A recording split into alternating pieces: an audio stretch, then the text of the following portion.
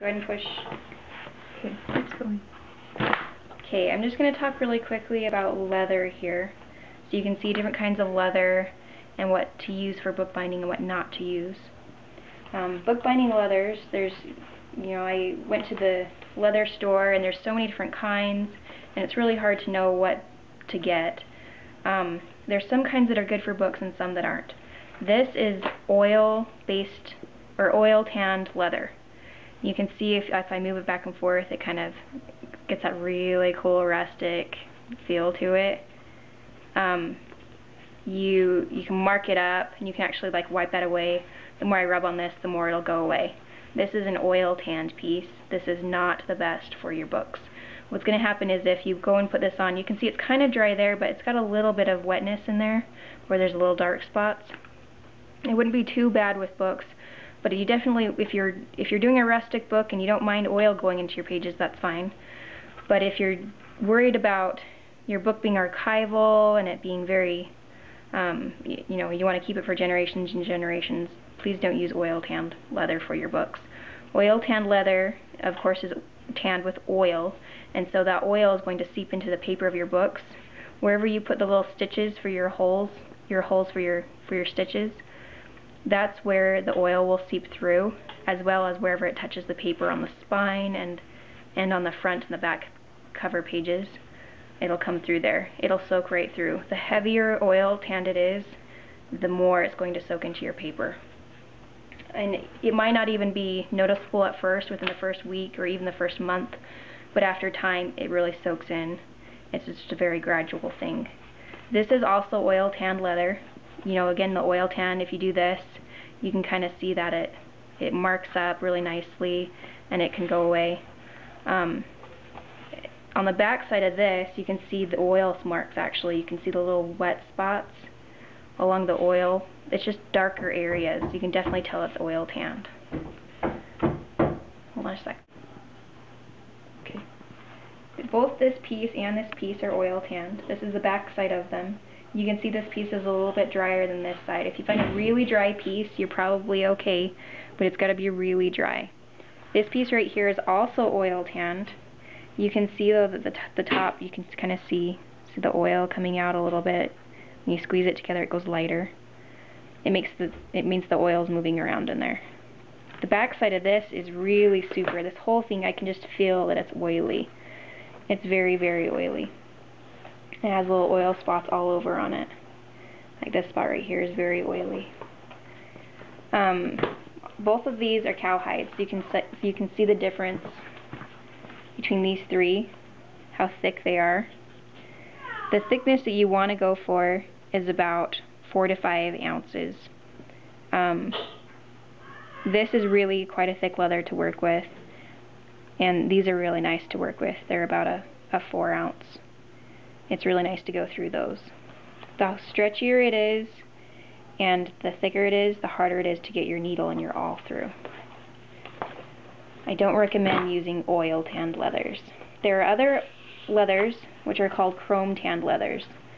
This leather right here is a rustic, rugged look, but it's chrome tanned instead of oil tanned. You can see on the back it's all dry. There's no oil on this one.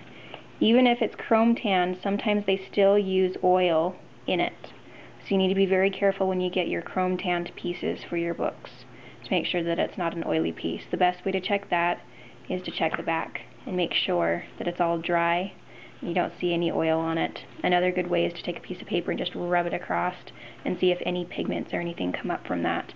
If there's any oils on there, it'll show up on the piece of paper.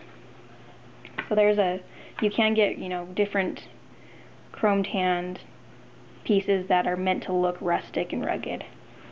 So there's that. This one right here is a little bit thinner. You can kind of feel, you can't feel because you're watching on a video, but you can see the difference between this and this piece. This piece moves a lot more than this piece does. This piece is a lot loose, is more loose than the other. It's much more thin. You can see on the back too here, it's very soft. This just has a suede side. Some cow hides are double-sided, and some are most of them have just the suede side on the one side. So this is a chrome tan piece too, but it's also made to look rugged like that, this chrome tan piece. So there's also stamped pieces. This is meant to look like alligator or crocodile. It's just a stamped, it's what they do in the process of it, when in the tanning process. They'll tan it and then they stamp it during the finishing process.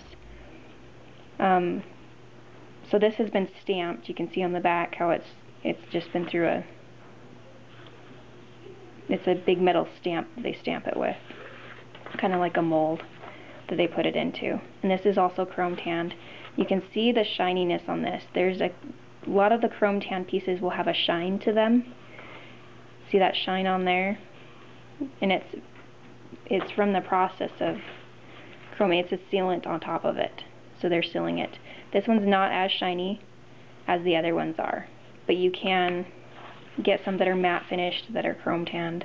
A lot of them will have a little bit of a shine. Some of them are super shiny, like this croc is. This is a chrome tanned piece, and you can see it's a fairly thick piece, but it's still very bendable for a book. It'd be really nice for a nice big book.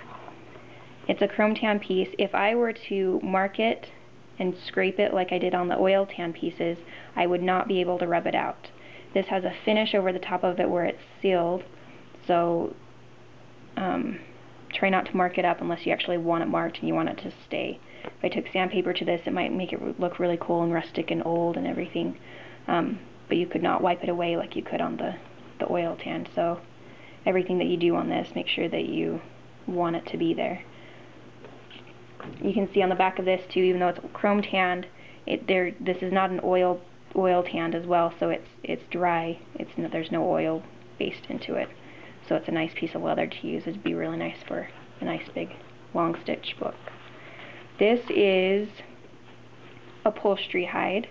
It's very, very thin and very, very flexible.